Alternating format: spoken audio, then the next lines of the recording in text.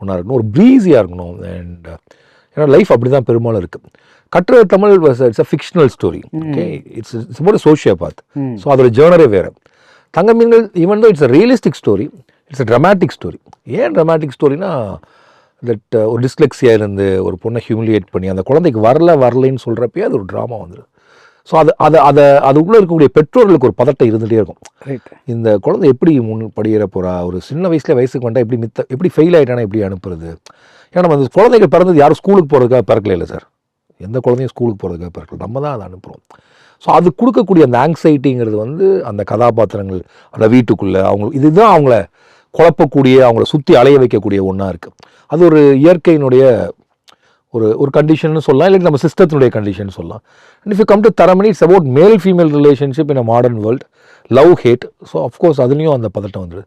பேரன்புல இந்த 3 எல்லாமே இருக்குது, இன்னுமே டு த கோர் எக்ஸ்டெண்டில் இருக்குது.